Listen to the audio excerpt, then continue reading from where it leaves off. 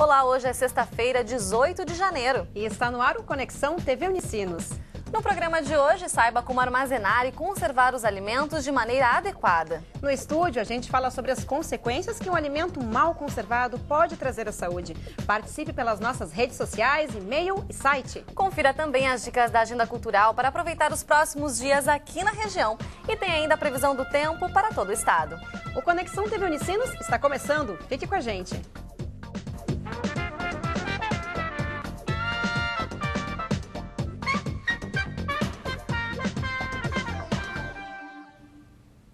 O modo como cuidamos da conservação dos alimentos é fundamental para a qualidade e a maior duração desses produtos. Mas muitos consumidores talvez não saibam como fazer isso da forma correta. É verdade, e é importante descobrir como preservar cada tipo de alimento, dos congelados aos resfriados e até aqueles que são perecíveis. Manter os alimentos frescos e colocá-los nas embalagens corretas são tarefas que fazem parte da rotina. Por isso, é preciso estar atento em relação à maneira utilizada para conservar esses produtos. Geralmente a gente deve seguir a orientação do fabricante do alimento, né? Os alimentos perecíveis, eles geralmente duram de 2 a 3 dias depois de abertos na geladeira. Os alimentos refrigerados, a gente mantém na temperatura da geladeira de refrigeração por cerca de 2 a 3 dias. E os alimentos congelados, a gente pode manter eles por mais tempo e eles ficam armazenados geralmente a menos 10, menos 20 graus Celsius, de acordo com o tipo de congelador que se tem. No verão, o calor é mais um fator que coloca em risco a conservação do alimento, pois além de poder estragá-lo mais rapidamente, exige mais atenção no armazenamento. Para conservar os alimentos, a gente deve tomar muito cuidado com a temperatura, né? Principalmente agora nesses dias mais quentes, a gente tem que sempre tomar muito cuidado para manter os alimentos sempre bem refrigerados. Motivo muitas vezes de preocupação por parte dos consumidores, a presença de bactérias e micro-organismos pode realmente representar riscos à saúde ou à má preservação do próprio alimento. Então a indústria, ela se preocupa muito com eliminar, né, tirar dos alimentos os micro-organismos que fazem mal para a nossa saúde, que a gente chama de micro-organismos patógenos. Mas outros micro-organismos que não fazem tanto mal para a nossa saúde, que são os micro-organismos deteriorantes, esses micro-organismos eles muitas vezes permanecem em pequenas quantidades nos alimentos. Quando falamos de alimentos perecíveis, uma das opções mais usadas no mercado atualmente são os produtos embalados a vácuo. Esse tipo de embalagem garante maior proteção a alimentos, como carnes e derivados de leite. Quando a gente embala um alimento a vácuo, a gente retira esse fator que é bem importante para o crescimento dos micro-organismos e dessa forma a gente consegue prolongar a vida de prateleira desse alimento.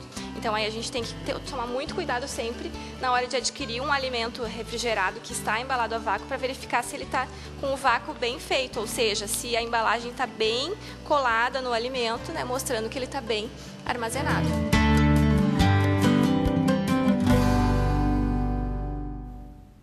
De acordo com o Ministério da Saúde, a conservação dos alimentos está diretamente ligada à intoxicação alimentar. Somente o Brasil registra cerca de 600 surtos por ano, com mais de 13 mil doentes. Exatamente, esses casos não acontecem somente no verão, né mesmo, Vanessa? Eles também são comuns em outras épocas do ano e podem causar falta de apetite, dores abdominais, febre e até mesmo hepatite A. É muito sério, né? É verdade. É para conversar com a gente sobre esse assunto que nós recebemos aqui no estúdio a Gladys Fazenda, ela é nutricionista e consultora de higiene, e também a Jéssica Pedroso, que é estudante e já teve intoxicação alimentar. Olá, sejam bem-vindas ao Conexão, tudo bem? Olá, tudo bem? Boa tarde. Gladys, para a gente começar essa conversa, acho que é importante as pessoas entenderem que tipo de cuidados de higiene é necessário ter quando a gente vai manipular um alimento antes de comê-lo e até mesmo quando nós formos conservá-lo na geladeira ou em qualquer outro ambiente da casa. Bem, eu acho a grande importância é a higiene das mãos, inicialmente, né? Nós temos que ter cuidado com a higiene, também dos utensílios que nós vamos utilizar para fazer as preparações, né? As bancadas, as tábuas de corte e tal. A segunda relevância também seria a escolha dos alimentos, né? Quando a gente escolhe os alimentos no supermercado, nós temos que cuidar da data de validade, como é que está a embalagem, se está íntegra, se não está rasgada, se não está violada, né, com furos, não está amassada. Tudo isso pode contaminar o alimento, né? E também o cuidado em higienizar essas embalagens antes de abrir, né? Que a dona de casa tem que ter esse cuidado. E depois porcionar, se não utilizar todo o alimento, porcionar em outro pote, botar a data de validade para saber quanto tempo está na geladeira aquele alimento. Até porque acontece muitas vezes a gente abrir, por exemplo, um molho de tomate na geladeira. Isso. E depois também não vai usar todo o pote, mas também quando vai usar nem lembra da data. Então, se não lembra da data, é melhor nem fazer a utilização desse alimento, já é melhor colocar no lixo mesmo. Justamente. Então, o importante é trocar de embalagem e colocar a data de validade, né? Mas o pote, também o cuidado com o pote deve ser fundamental. Como saber se o pote ainda pode ser utilizado para conservar o alimento ou quando ele já está em desuso?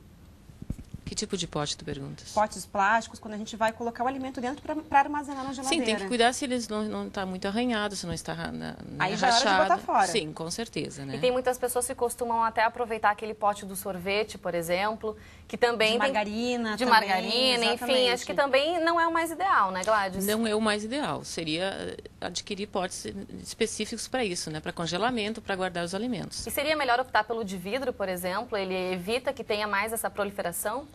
Com certeza. O vidro sempre é mais higiênico, assim como o inox, né? Nós temos que evitar usar os plásticos até por causa da contaminação, né? Então, no congelamento, a gente também não deve esquentar alimentos em plástico, no micro-ondas. Bom, isso a gente está falando dos cuidados dentro de casa, né, Kelly? Mas a gente Exatamente. sabe que a realidade da maioria das pessoas é realmente já almoçar Reutilizar, fora, né? Então a gente quer saber também, no teu caso, Jéssica, o que aconteceu? Você teve uma intoxicação alimentar, isso aconteceu dentro da tua casa, foi na rua, como é que foi? Pois é, eu desde sempre gosto muito de sushi. Então, através de indicações de amigos, eu descobri uma teleentrega de sushi, que é um local que não tem uma loja física, ou seja, a gente não pode ir lá no estabelecimento comer o sushi, eles apenas fazem teleentrega. Então, como já tinha várias indicações, eu resolvi pedir a teleentrega de sushi. Foi antes da aula, eu lembro muito bem, eu comi o sushi, depois de 1 hora, mais ou menos, comecei a ter fortes dores de barriga, a passar mal, dor de cabeça, né? A aula aquele dia foi péssima, eu passei muito mal. De noite eu tive vômitos, né, diarreia, e depois, com o passar dos dias, eu fiquei uns 2 dias, procurei o médico no 3º dia, mais ou menos. Nesses 2 dias eu fiquei muito fraca, eu tive desmaios por isso. Chegou aí no hospital? Cheguei porque eu precisei fazer soro, né? Acho que é importante sempre procurar uma orientação médica, né? Realmente. Mas assim como a Jéssica, também aconteceu com a Gladys, né, Gladys? Uma situação de intoxicação alimentar justamente também com o peixe, não foi isso? Foi com salmão peixe. também, foi com peixe. É assado, não devia estar devidamente bem assado internamente, né? E eu também tive essa intoxicação. Então, eu acho interessante, a gente tem que fazer a denúncia do local, Sim. né? Para a vigilância sanitária, eu acho interessante isso. E Gladys, pois é, muitas pessoas elas costumam comer fora de casa, ou pessoas que Isso. trabalham fora também precisam almoçar em restaurantes. Então, como saber se o alimento está bem conservado, ou que cuidados deve ter quando comer fora de casa? Sim, eu acho que tem que cuidar um pouco a questão do horário, né? De quando vai almoçar, se conseguir comer mais cedo, quando é porcionado, né? Quando é servido o alimento tão logo é servido, melhor. O alimento não pode ficar muito tempo exposto, né? Então, tem que ver que está sendo reposto o alimento seguidamente. Se a temperatura está adequada, tem que ser acima de 60 graus, né? Porque de 5 a 60 graus é uma temperatura de risco, então tem que estar bem acondicionado e tem que ver como é que está, né? Servido isso, esse Nesse buffet, caso, né? a pessoa ainda consegue ter esses indícios. No caso da Isso. Jéssica, nem teve como, porque se tratava de uma teleentrega. E eu fiquei curiosa para saber, Jéssica, o que você fez depois disso? Quer dizer, você reclamou na teleentrega ou procurou só não fazer mais esse pedido e até falar para as pessoas se exatamente. cuidarem? Não, eu não pedi mais nesse local, mas assim, não tomei nenhuma atitude em relação à teleentrega, até porque eu fiquei meio que em descrédito, porque todas as pessoas nunca aconteceu nada com eles e comigo aconteceu. Então eu procurei também rever todo o meu dia, o que eu tinha comido naquele dia, para saber se era mesmo teleentrega. Como eu não comi, né, nada diferente, frequentei os mesmos locais que eu sempre frequento e nunca passo mal. Então, para mim, no meu caso, a conclusão foi o sushi. Mas eu não tomei nenhuma iniciativa, assim, eu postei até, inclusive fui nas redes sociais, falei sobre o que tinha acontecido e disse para as pessoas, tomem cuidado, né, cada um faz a sua escolha, né, se as pessoas gostam de ir lá, mas que eu passei por esse episódio, né, bem traumatizante, assim, e agora o que eu faço é só comer em locais que eu consigo, que eu sei que a comida, né, é tratada de maneira adequada, né. Isso, que eu posso visitar a cozinha, alguma coisa do tipo, né? Mas não confiar, assim, por exemplo, eu não confio mais num local que não tem uma loja física, um estabelecimento físico. só pedido uma teleentrega, até porque o endereço dessa teleentrega dava num apartamento, num local assim. Então, vai saber como é que era, né? É um negócio pequeno, duvidoso. um negócio caseiro, um negócio, sabe... Não que negócios pequenos e caseiros não possam ter qualidade, com exatamente. certeza. Mas é Não, importante tem prestar problema. atenção e saber a procedência de onde vem o alimento. A Gladys antes comentou, então, que mais um procedimento interessante é até fazer, certamente, uma denúncia para que a vigilância sanitária vá até lá e veja se está acontecendo Verifique o local, tudo. se Exatamente. existem, né, os alvarás corretos. É isso, né, Gladys? A pessoa tem que Com procurar certeza. tomar uma iniciativa. Tem que denunciar, porque tem que ser visitado esse estabelecimento, né, e ver se tem pessoa, né, um responsável técnico, uma nutricionista, né, que seria... Hoje em dia já é tão cobrado isso, né, e é obrigatório ter. Né? Realmente. Tá Então, certo. nós temos que cobrar as coisas para funcionar. Para funcionar devidamente, com certeza. Bom, agora o Conexão faz um rápido intervalo e na volta a gente continua falando sobre intoxicação alimentar. E se você tiver dúvidas e quiser participar dessa conversa, entre em contato pelo facebook.com/TV Unicinos. Nós já voltamos.